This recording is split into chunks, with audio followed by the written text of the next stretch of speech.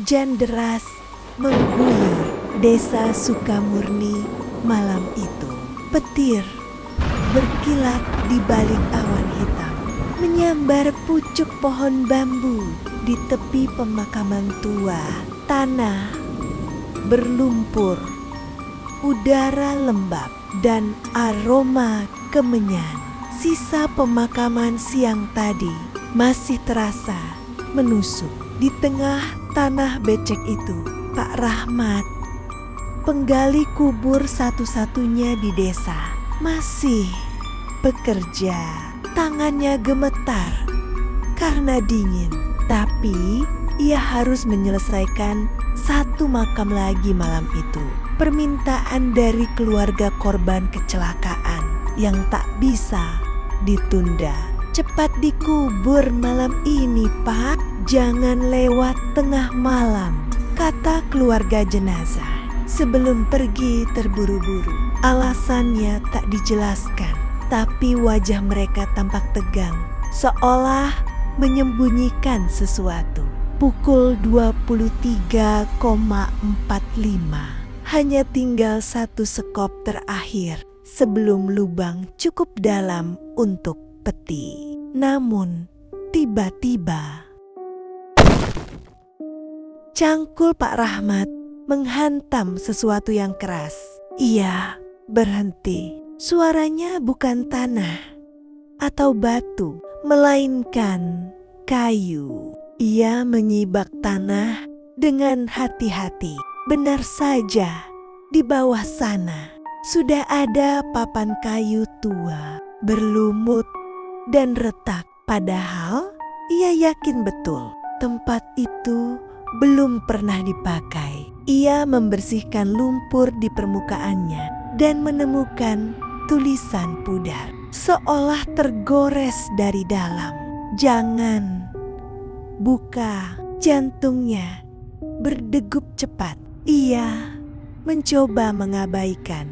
Mungkin itu makam lama yang sudah terlupa, tapi rasa penasaran menguasai. Pelan-pelan ia mengetuk papan itu. 3 ketukan, lalu ada balasan dari dalam.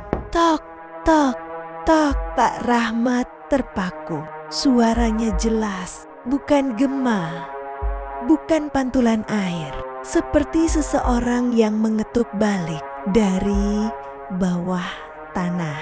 Petir menyambar keras, menerangi sekejap wajah pucat di celah papan.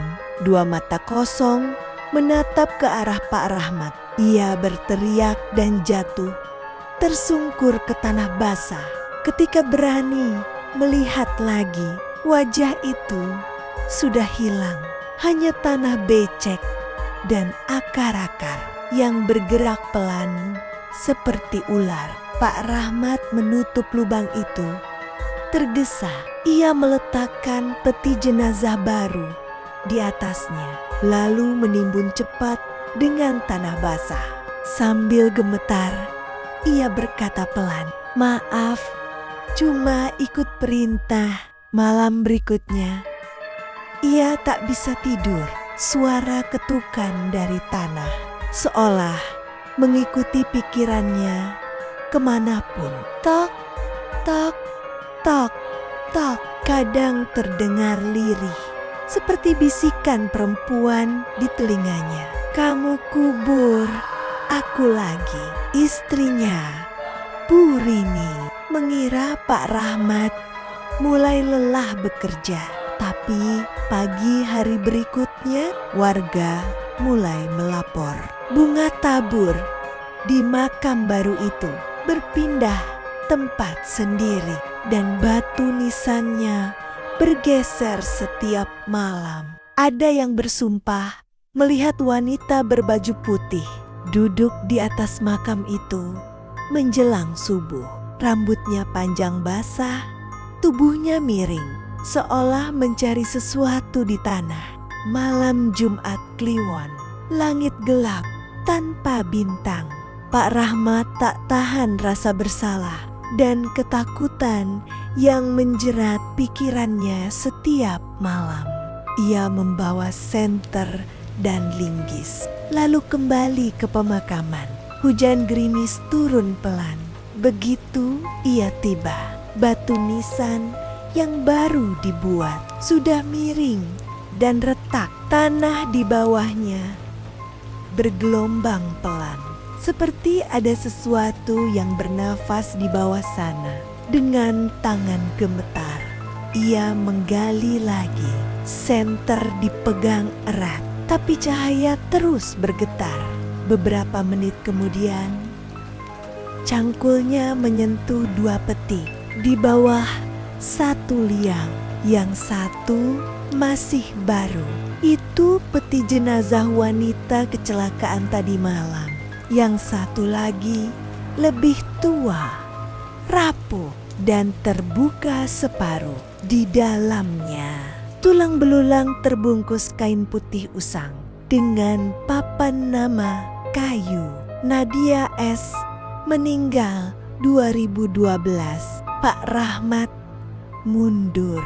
Wanita kecelakaan kemarin juga bernama Nadia S. Sama persis. Tiba-tiba dari belakangnya terdengar suara perempuan serak, pelan tapi jelas.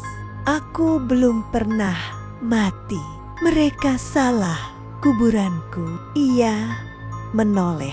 Di antara kabut berdiri sosok wanita berambut panjang.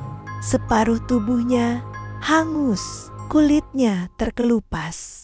Mata putih menatap tanpa berkedip. Sosok itu melangkah mendekat sambil tersenyum. Bibirnya retak seperti luka lama. Sekarang ganti aku. Di bawah, tanah di bawah kaki Pak Rahmat bergetar. Tangan-tangan pucat muncul dari lumpur, menariknya ke bawah. Ia berteriak, tapi hujan menelan suaranya. Dalam sekejap, tanah menutup kembali tenang, seolah tak terjadi apa-apa. Pagi harinya, warga menemukan makam baru di tempat itu. Batu nisannya bertuliskan 2 nama, Nadia S. Doismiu Idozi Rahmat S. 2025. Sejak hari itu, setiap kali hujan turun, dari pemakaman Sukamurni terdengar suara ketukan pelan. Tok, tok, tok. Kadang diikuti bisikan halus dari arah tanah basah. Masih ada tempat kosong di sini. Dan jika kamu lewat di depan pemakaman itu saat tengah malam, kadang tampak sosok wanita berambut panjang berdiri di tepi jalan, memandangi setiap orang yang lewat dengan wajah separuh hangus dan senyum samar. Kalau kamu mendengar 3 ketukan pelan di bawah tanah, setelah itu jangan pernah membalas, karena yang kau dengar bukan dari dunia ini.